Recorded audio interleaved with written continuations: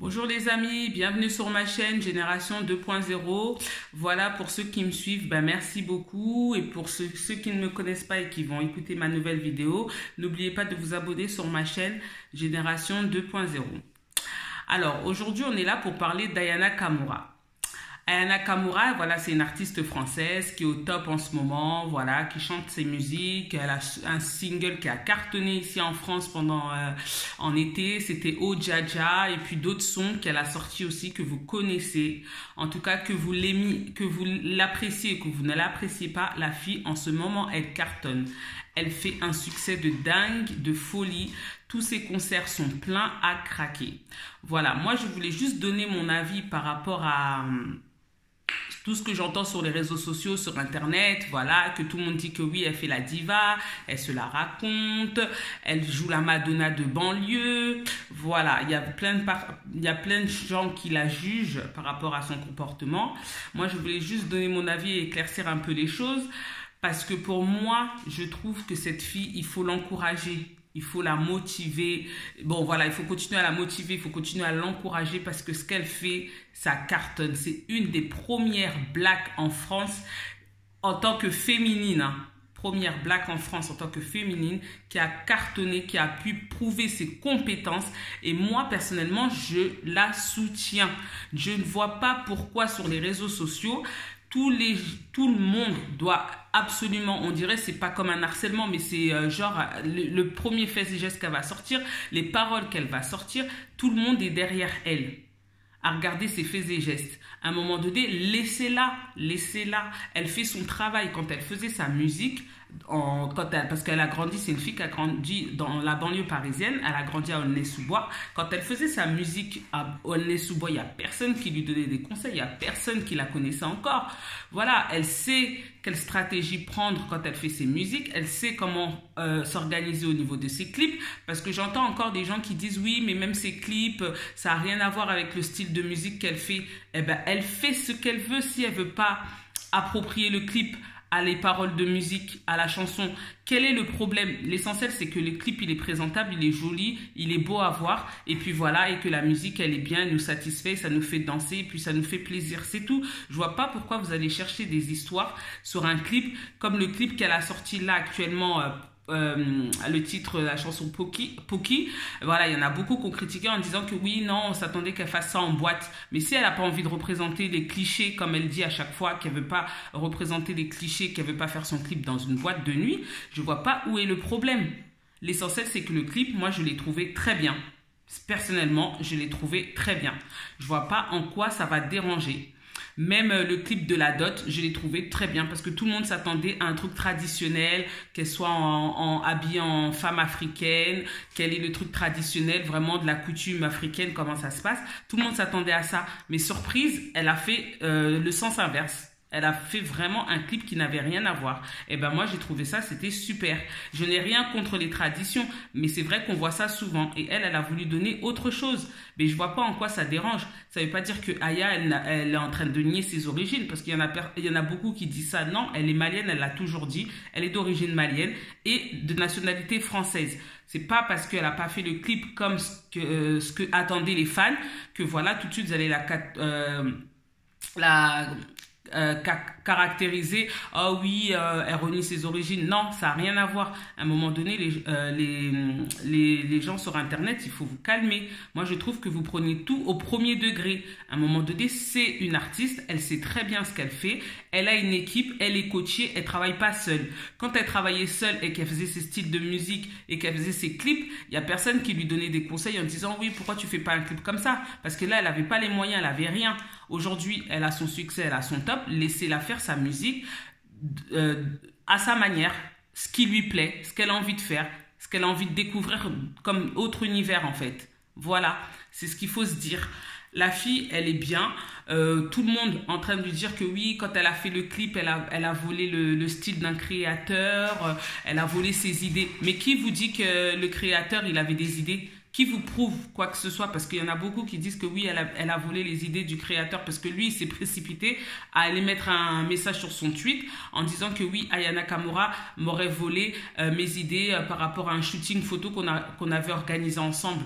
Mais ça, il n'y a rien qui nous prouve. Oui, ils ont fait le shooting photo. J'avais vu les images sur Instagram et sur... voilà, parce que Aya les avait publiées. Mais c'est pas pour autant qu'ils avaient signé un contrat ou quoi en disant que oui, tu allais faire mon clip et c'est toi qui vas faire t'allais m'habiller, c'est toi qui allais faire les vêtements. Le styliste, peut-être par rapport, il lui avait fait une proposition à Aya Nakamura et qu'Aya Nakamura a changé d'avis en refusant. Mais ça ne veut pas dire que Aya Nakamura n'a pas mis ses idées dans le clip. Lui, il s'est précipité tout de suite quand il a vu le clip Pookie. Il s'est agité, il a eu des palpites et tout de suite, il s'est précipité sur mettre sur Twitter. Oui, elle a fait le clip, mais toutes les idées de style et de vestimentaire, ce sont mes idées.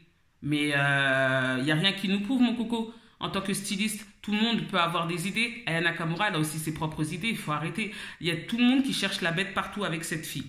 Les moindres faits et gestes qu'elle fait, vous cherchez la bête. Moi, je suis désolée, laissez la fille faire sa carrière, laissez-la profiter de son succès. Et voilà, à un moment donné, il faut soutenir. Il ne faut pas toujours trouver le mal partout. C'est une fille qui a beaucoup de potentiel et je trouve qu'elle représente bien la musique dans son style.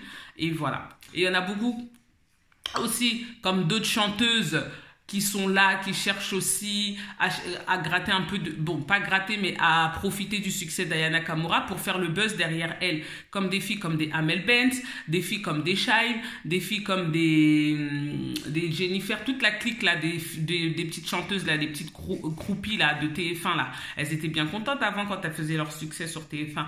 Maintenant que Aya Nakamura a son succès, elles sont là à chercher des histoires en disant que oui, c'est comme Amel Bent là, quand elle a voulu créer son buzz autour d'Aya Nakamura qui avait interprété sa chanson et soi-disant d'après elle avait dit oui, j'ai bien aimé comment tu as interprété ma musique mais j'ai pas tout compris, voilà. Et au lieu de la féliciter, non, la fille elle a dit ouais, je sais bien en ce moment tu cartonnes et tout, mais je comprends pas toujours ton style de musique. Mais comment ça, Amel Bent, tu comprends pas le style de musique d'Aya Nakamura? Toi, tu as grandi en banlieue à la Courneuve. Comment tu peux dire que tu comprends pas le style de musique d'Aya Nakamura? Non, mais le problème, c'est que les filles, aujourd'hui, il y a tellement de concurrence, il y a tellement de filles qui sont jalouses du succès d'Aya Nakamura que le moindre petit fait et geste, eh ben, elles vont chercher la petite bête pour créer le buzz derrière Aya Nakamura. Et moi, j'ai bien été contente d'Aya Nakamura parce que tu as bien remis Amel Bent à sa place. Mais c'est dommage parce que cette fille, Amel Bent, elle aurait dû te soutenir parce que sachant que vous êtes toutes les deux, vous venez de Seine-Saint-Denis et vous venez de banlieue, elle aurait dû te donner en fait une bonne image d'un bon soutien envers toi. Mais elle a donné le contraire de ce qu'on attendait. Mais c'est pas grave. Comme tu avais bien dit, tu lui avais répondu en Twitter en disant qu'on n'est pas de la même génération et de toute façon, les aînés sont des jalouses. C'est ce que tu avais répondu et moi je suis tout à fait d'accord avec toi. Mais bon, passons. Maintenant les gens disent que tu es une diva de banlieue. Quelle est aujourd'hui la raison qu'on dit ça? C'est l'émission qui était passée sur... en fait j'avais suivi, c'était... en fait c'était sur TPMP. Mathieu Delormeau aurait... voilà, quand ils donnent leur avis, le chroniqueur là, il aurait donné son avis sur Aya Nakamura en disant que oui, elle a pris la grosse tête, elle se prend pour une diva de banlieue, patati patata, qu'elle arrête de nous faire mal à la tête, et puis quoi encore, parce que en fait l'histoire c'est que elle était passée sur TF1, sur l'émission des Energy Music Awards. Et pendant son interprétation, il fallait qu'elle monte sur scène. Nikos Aliagas, lui, aurait mal prononcé le nom d'Aya Nakamura. Et maintenant, quand il l'a mal prononcé, il a écorché son nom, qui est tout à fait normal. Aya Nakamura était mécontente. Elle a dit jusqu'à aujourd'hui, elle attend les excuses de Nikos Aliagas. Et jusqu'à aujourd'hui, Nikos Aliagas n'aurait pas présenté ses excuses à Aya Nakamura. Et moi, que je trouve tout à fait normal. Je suis désolée. Quand c'est des Jennifer qui passent sur TF1, vous écorchez pas leur nom. Quand c'est des Shine, vous écorchez pas leur nom. Bon, bref, quand c'est toute la clique des croupies là, de TF1, vous écorchez pas leur nom. Et là, arrivé à Aya Nakamura, oui, monsieur, tu n'arrives pas à prononcer Aya Nakamura. Sachant que toi-même, ton nom de scène, ton nom que tu portes, il n'est pas facile aussi à prononcer, Nikos Aliagas. Hein. On a pris du temps avant de prononcer ton nom sur TF1. Voilà, alors ne fais pas aux autres ce que tu n'aimerais pas qu'on te fasse, Nikos. Moi, je trouve ça trop facile. Tu viens, tu commences à dire que oui et tout. Oui, après, tu n'as pas présenté tes excuses, tu as trouvé ça normal. Mais bon, bref. Passons. Après, les gens qui disent que oui, je n'aime pas Aya Nakamura par rapport à son comportement, par rapport à la manière de s'exprimer, par rapport à... Voilà. Après, elle le dit dans ses interviews, c'est quelqu'un m'en foutisme en fait. Il y a beaucoup de choses, c'est vrai, elle ne prend pas ça en compte, elle ne prend pas ça en considération. Elle vit, elle est naturelle, elle est comme ça. Les gens disent qu'elle est hautaine, elle n'est pas du tout hautaine. Moi, je l'ai déjà vue. Franchement, c'est pas question que je suis là pour parler en tant que fanatique. Je suis là en tant que voilà, une simple petite chroniqueuse. Je viens, je donne mon avis et c'est tout. Après, vous en pensez ce que vous voulez. Mais moi, personnellement, je la trouve pas hautaine. Cette fille, c'est une belle fille. Elle fait sa carrière, voilà, musicale. Elle fréquente les personnes qu'elle a envie de fréquenter parce que ça aussi, ça avait fait polémique. Oui, pourquoi elle sort avec Niska? C'est pas un mec pour elle. Il bat les femmes, il tape les femmes, et patati patata. C'est parce que voilà, il y avait eu un buzz qu'ils avaient créé, elle et Niska, sur voilà. C'est vrai que ça, j'avais pas du tout apprécié et tout. Moi aussi, en tant que femme, je n'avais pas du tout apprécié cette attitude et ce comportement qu'ils ont eu tous les deux. Je les avais condamnés pour ça. Mais pour le reste, qui est de sa carrière musicale, en tout cas, cette fille, elle est au top. Il faut arrêter. À un moment donné, elle a des disques de platine, des disques de diamant. Il faut arrêter. Elle est au top du top. Ses ventes. Elle a des ventes qui cartonnent, ses concerts sont pleins. Voilà, à un moment donné, il faut dire ce qui est, il faut la féliciter pour son travail. Parce qu'elle a réussi à emmener la musique de ce que les autres n'ont pas pu faire. Voilà, elle a arrivé à s'imposer avec sa musique de banlieue, comme vous dites. Eh bien, elle a réussi à se faire respecter, affirmer en France. Et les jeunes l'écoutent et la suivent beaucoup. Et c'est une fille qui est beaucoup suivie sur les réseaux sociaux. Et elle a un succès de malade. Alors maintenant... Quand je vois d'autres maintenant, comme des Shine qui ont eu des palpites, des Vita qui reviennent, des Jennifer qui essayent de revenir, des Amel Benz qui essayent de revenir, mais qui n'y arrivent pas du tout parce que Aya Nakamura les détrône comme pas possible, alors à un moment donné, il faut arrêter les gens. Il faut dire ce qui est. C'est Aya Nakamura en ce moment qui est au top du top, c'est tout point à la ligne. Et les ventes, ils ne mentent pas. Les ventes ne mentent pas. Voilà. Alors moi, je tiens à la féliciter. Voilà, c'était juste pour faire un petit récapitulatif avec vous par rapport à la situation d'Aya Nakamura. Et voilà, et que la prochaine fois, Mathieu Delormeau, de TPMP, qu'il puisse s'abstenir. La prochaine fois, tu donnes pas d'avis, tu dis rien. Parce que la manière dont tu l'appelles, ouais, tout, elle joue la diva de banlieue, moi, je préfère que tu t'abstiennes. Parce que ça, il y aurait été d'autres personnes, tu ne te serais pas exprimé comme ça. Le fait que ça soit Aya Nakamura, je pense que tu es là, tu en mets de trop, ouais, parce qu'elle vient de banlieue. Il faut te calmer. Elle est venue de banlieue, elle a prouvé qu'elle pouvait s'en sortir, qu'elle était capable de faire quelque chose de sa musique, d'accord? À un moment donné, il faut respecter les gens, il faut respecter leur travail.